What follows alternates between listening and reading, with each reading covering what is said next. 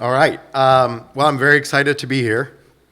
Um, I'm going to talk to you today about the Compagnons du Voyage, the French companions, which is an interesting tradition, and how that relates to our modern world, specifically in technology. But before I go into this, I thought I would have a bit of an aside on presenting at Oktoberfest.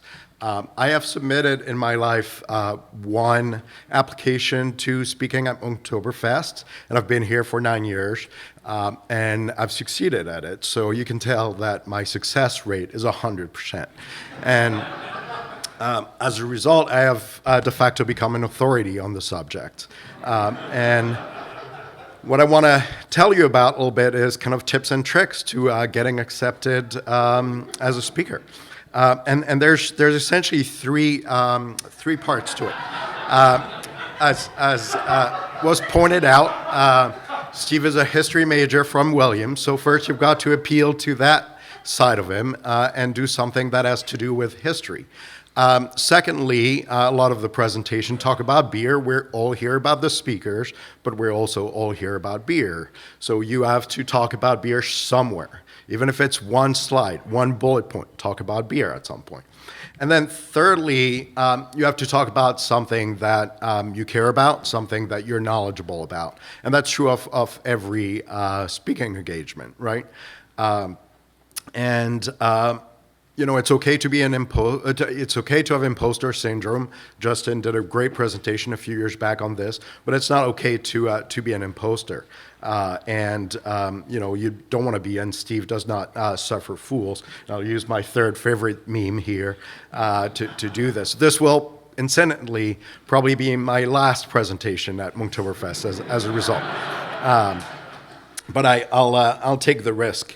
That aside, let's dive into the heart of the subject, which is about the Compagnons du Devoir. We have had many different names through the centuries. Let's call them in English the companions of rights, the companions of duty, the companions of labor. There were a group of people that was most prevalent in the 18th and 19th century. They were all male, from what I could tell, and most of them were French in France.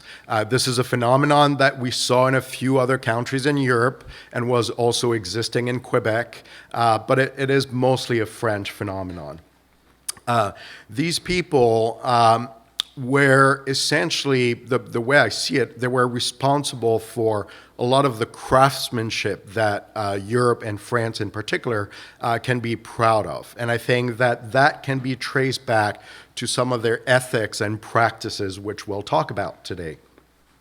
They had a really important role in the French Revolution, but they were really politicized unions at this point, not really the corporation of craftsmen that we're going to talk about. They've had a resurgence in Europe in the last 10, 20 years, which we'll talk a little bit about. But what I want to convey today is that I'm not going to give you a history lesson, right? I'm not here for that. I'm not a historian. I've read books about these, but I kind of twisted the story to fit what I'm trying to tell you about, right? There's a lot more to read about it. These people were violent, often looked for by the police. They would engage in brawls, in debauchery, etc. So they were not like perfect, great people the way you'd think. But that's how I'm going to picture them today for the sake of argument. So I like to, since I dropped out of Latin in 11th grade, I always like to go back to the meaning of the word, and the meaning of the world.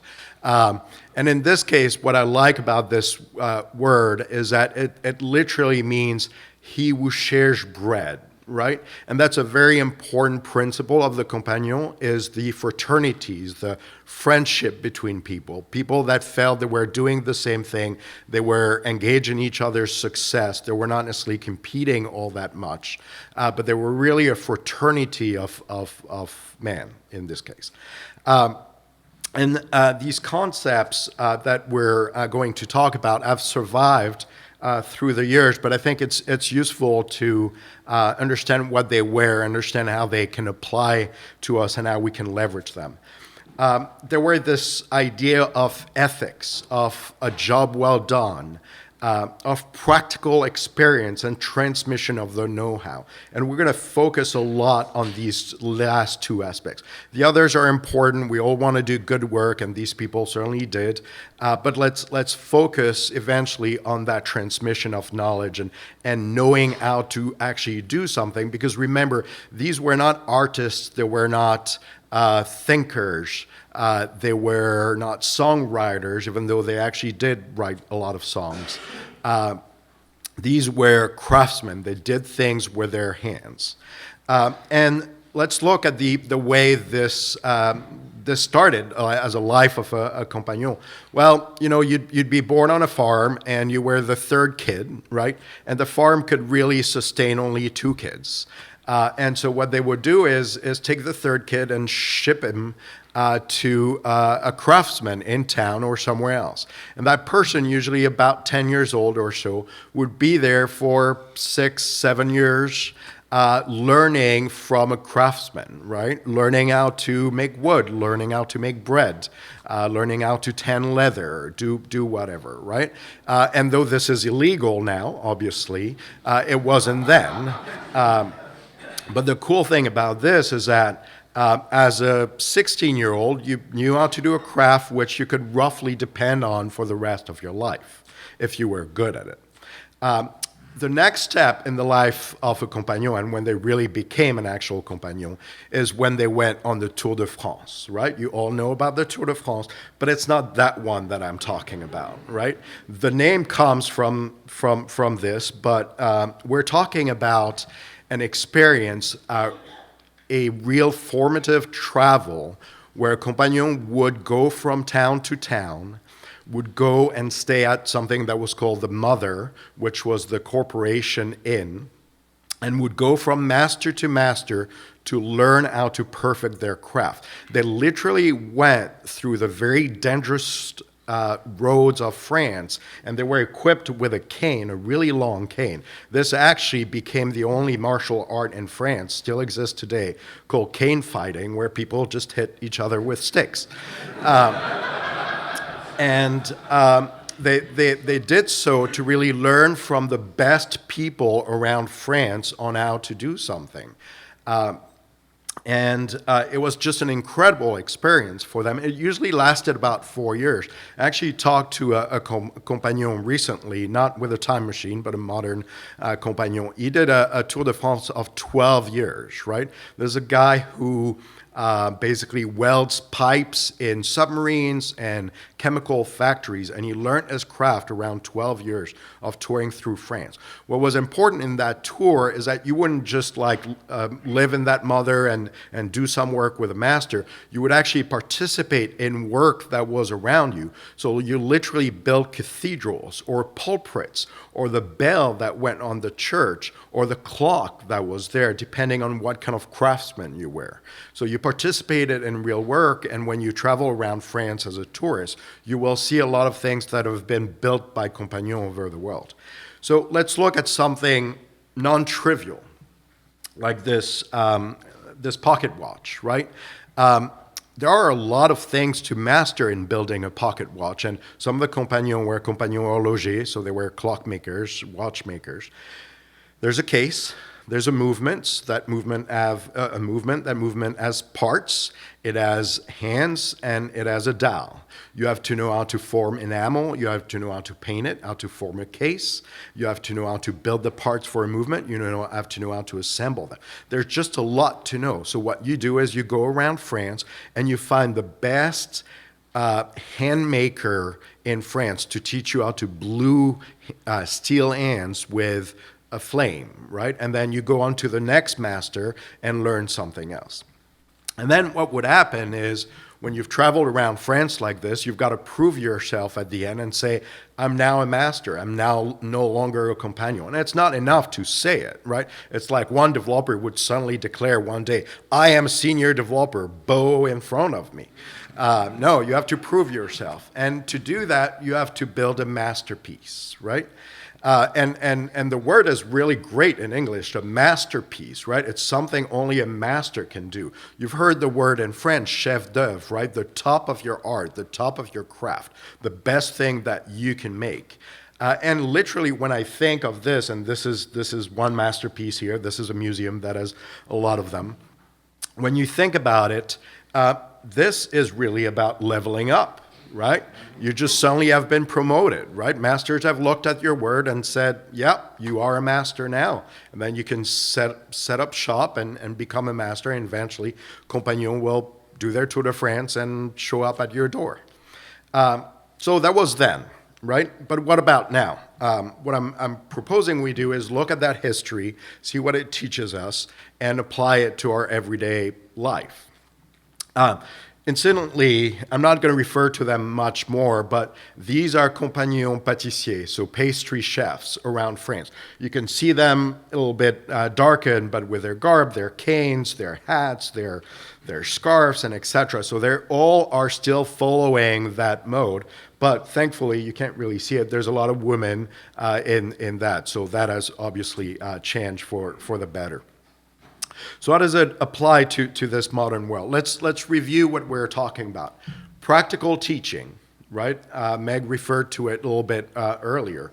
Commitment to mentorship, right? As someone, I want to teach other people how to do things. Commitment to learning on the job. As an apprentice and as a compagnon, you're actually doing the work. Important.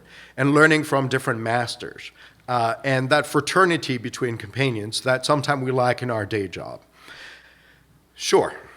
But what about beer, right? Remember, second bias, right? Well, France is not very well known for beer. So we have to go to Germany to find the Compagnons brasseurs, the beer makers. And they exist today. These are them today, or some of them today. They still wear the garb and the cane and everything.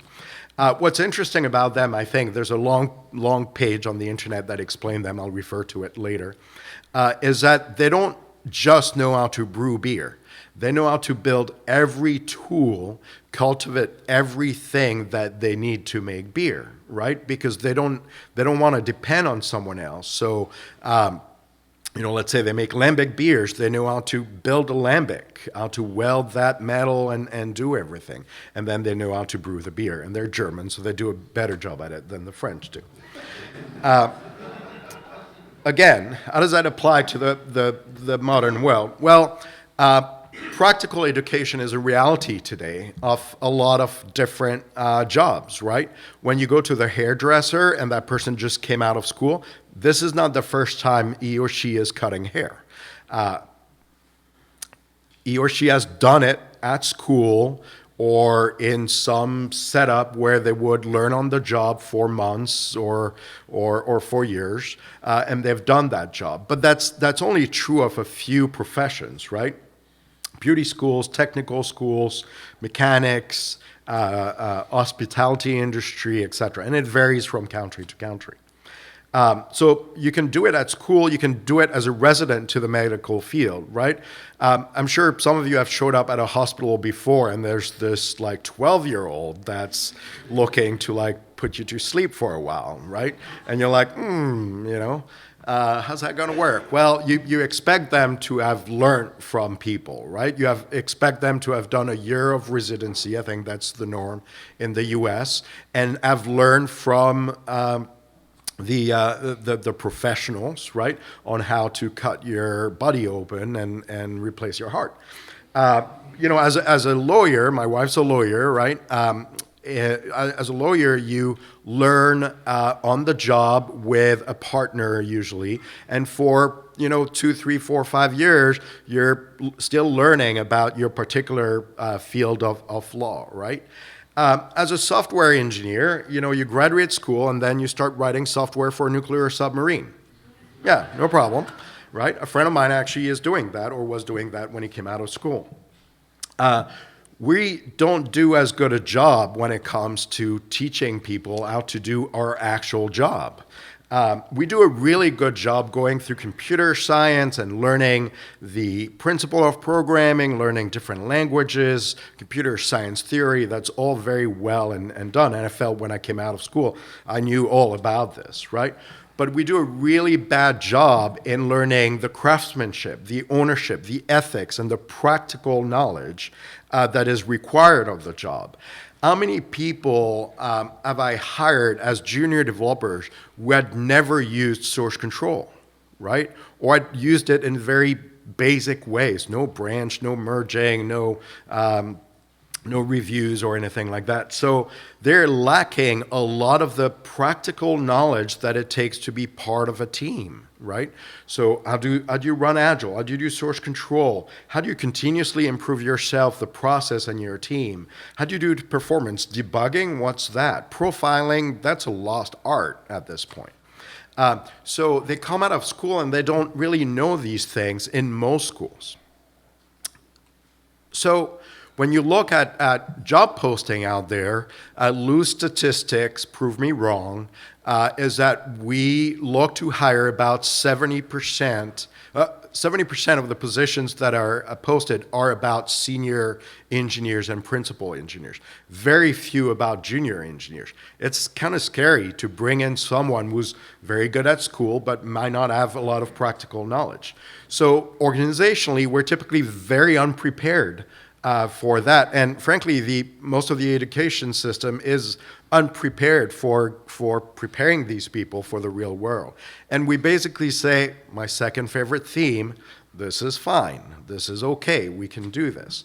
But when you hire somebody out of college or wherever from, how does your organization actually fill the gaps, right? Do you just let them kind of learn the thing and figure it out by themselves? Very few will be very successful, and they'll form very bad habits. And this is your opportunity to form really good habits.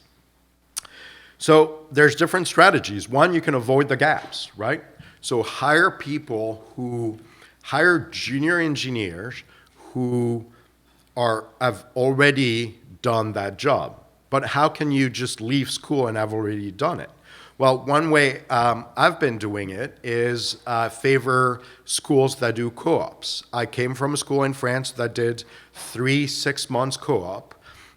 Northeastern, locally, RIT, and a lot of other schools are able to do that.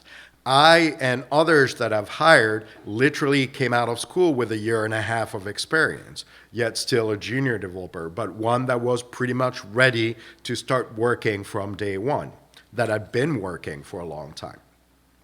It's also a great way to build your pipeline, right? Because you've had someone come through your company maybe for 6 months, learn everything about how to build software within your company, knows your team, knows your people, knows your best practices, habits, etc.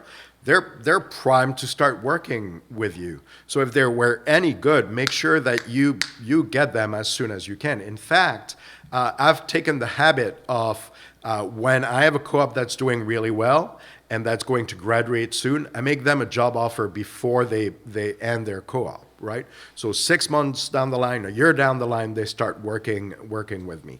We actually just started someone in a co-op from University of Central Missouri. I was on vacation. 2 weeks into our co-op, I got a call from a manager saying, can we make her a full-time job offer for January? And I said, let's wait a sprint, right? She's been here for 10 days. And then, a sprint later, instead I had 3 people come to me and say, can we hire her in January? And we made her an offer probably September 1st or around, and she's starting on January 2nd with us. What you have to do also is invest in that program, right? Go see the director of the program, establish a relationship with a co-op group there, help shape their curriculum, tell them this is no good, you should be teaching this, right? They need input from the industry. I don't remember what type of diagram this is called, but this shows out of kind of 10 co-ops that have been through my company in 18 months. I've ended up making 4 job offers. 3 of them have been accepted and have since then started their work. And I've got a bunch of undergrads that I'm waiting for them to graduate, and more than half of them will get a job offer from us. it's great for that funnel. It leads to those pre-trained hire, but it also has actually an impact. If anybody here has had an intern for 3 months, by month 3, they're just getting started. They're just starting to know what they have to do. But by the beginning of month 4, they're a full functioning team member who can actually have an impact on your on the work that's being done, on the bandwidth, not to mention the culture that you're trying to develop. So try to avoid this gap. What I'm do also with co-ops is that I mentor them from day minus 30 to day 90 and beyond. Day minus 30 means 30 days before they join us. Usually we have a lot of time before they join us. We tell them, like, this is what you're going to be working on. These are tutorials. These are articles. These are videos. These are books that you should be reading. And very often they show up and they've read those books. They get a head start, which works really well. And then obviously maintain that mentorship for at least the first 3 months, but also beyond. Once they're finished their internship, invite them to events that your company is holding with your engineering team outings. Keep them kind of coming in so that when you make them a job offer, it's kind of an automatic yes. Seek alternatives to CS degrees. CS degrees are great, but they're not the only source of great software engineers. Other degrees, boot camps. I saw this on Reddit a few days ago. Some guy just didn't like the education in computer science at MIT. He dropped out. He went to California. He built a school called Make School. He said, you are not going to pay a tuition until you get a job offer after you graduate. And this school, after a few years, actually was able to give an official computer science degree, a really interesting way to do it. So we've talked about the Compagnon, and something that was important is the idea of masters, right? And I thought about it and said, what are the masters in our world, right? And so, here are a few of them. I'm catering to this crowd, right? We have Joe, that's somewhere back there, Marisa, Padma, Carmack, etc., Cantrell. These are the kind of the masters of our world, right? But they're the Leonardo da Vinci of our world, if you will. It's going to be hard to get mentorship from every single one of them. And it's very likely not all of them work in your company, right? So you have to find alternatives, and let's call them maybe the less well-known masters. So that role is really important. Assign a long-term master, assign a long-term mentor to everybody from day minus 30, even maybe a senior developer or principal developer who's starting in your company. Mentorship, as I see it, it's the title of my presentation, it's a right and a duty. It's like voting, right? Like, we fought for our rights to vote for many years through different countries, political system, etc. You have the right to do mentorship. It's something that's good for you as a senior member of your organization. But it's also a duty. You have to go out and vote. You have to go out and mentor. It's something that should be expected of every engineer. It is not optional. In fact, it should be weaved into their performance review. How was your mentorship this quarter? Make it so that they don't have a choice. They have to do it, and they have to do a good job at it, because they'll be gauged based on that and other things. I found a good quote in a presentation that I'll have in my bibliography later. Good mentorship can be operationalized, right? So it's not something you kind of like wing, right? It's something you build. It's something you document. You have steps. You do several things. You know how to react to different conditions. So you want to really build a mentorship program that tells you what rules to follow, and you want to apply it to every candidate, every new junior developer. You don't want to treat anyone differently. You want to take them all through the same courses, if you will. You need to hire people who are likely to receive mentorship well, right? So these people that, while doing a whiteboard exercise, when they're told, well, this is interesting, but not exactly right, why don't you start thinking about this? And then they just continue that way and continue doing it wrong. Well, maybe that's a hint that they're not very coachable. They're not going to listen to you. So hire for everything you normally hire for, but keep in mind coachability as an important thing. And then establish a question-friendly culture, right? If people are terrified to go and see their mentor and ask them a question, or if they have a problem, that's not going to work very well. So make sure you establish this type of culture that will enable these people, these junior people, to do well in your organization. If you have the scale, by the way, nothing prevents you from creating a Tour de France of your own, right? At Contact, where I was back in the day, and at EMC and other companies, people for up to a year will jump from team to team. For a month, for 3 months, they'll stay in a team. They'll do front end, they'll do a little bit of Ruby, they'll do Java, DevOps, they'll do CI/CD, they'll do QA, and they'll figure out what's the thing that they're really interested in. And if you have the scale, that's a really cool thing to do. I know that in a cash-strapped startup, you're not going to be able to do that. So, one of my mentor at some point told me, in a presentation, you have to have a call to action, right? What is it that people need to leave the room thinking and writing down their notebook? This is what we need to do. Well, learn about your existing co-op, junior onboarding, internship program, hiring practices. If you don't have one, build one. Improve your onboarding process as it is, because I guarantee you it's not good as it can be, right? Continuous improvement. Try to make it better. Invest in the future. Give to charities. There's some great charities that have appeared in the last 10 years. Resilient Coders, Girls Will Code, Black Girls Code, all great charities. There are many others. Give, because these are the people who will eventually go to other boot camps, will go to colleges, or will not go to colleges, but will become software engineers. Encourage everybody from any background to be able to do that if they have that passion. Teach and mentor in boot camps. Boot camps are not closed environment. You can call them up and say, I am a R expert. I want to come and teach a class tonight about R. Is that possible? And very often it's my experience, they'll say absolutely. And they'll bring you in cohort after cohort to teach that class, especially if you do it for free. And then, the last thing, I felt for, the longest part of my career, especially in engineering management, that I never benefited from a mentor, right? Which kind of caused the repercussion that I always made sure I was mentoring people. We have a lot of people in this room that are different, different companies doing different things. But whatever it is that you're doing, you can mentor somebody, right? So find somebody in your company, outside your company, maybe someone at, Girls Will Code who needs mentorship. Take them under your wing and help them out. And then when that person is achieving success, make sure they pay it forward, but make sure you get another mentee and another mentee all throughout your life. This wouldn't be a history lesson if I didn't have a bibliography at the end. So here it is.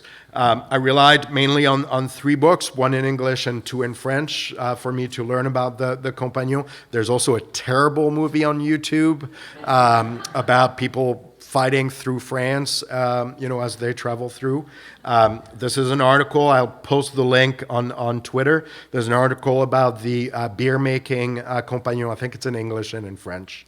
I want to point you to one video that I always think back to when it comes to junior developer. Alice Motola came out of a boot camp from New York, was a really interesting junior developer, and she did a presentation at a conference I organized at Contact that was just amazing. And she explains to you what to do, what not to do when you're a junior developer and when you're the mentor. It's a great presentation. Everybody should be watching it. Developing DevOpsers, again, about mentorship and junior engineers. And then I found an episode of the Go Time, which is about the Go language, but the Go Time podcast that was about junior developers in our industries, mentorship, hiring them, etc. So that's about it for me. I don't know if we're taking questions, but here are our call to actions. I want to put the slides back. Thank you.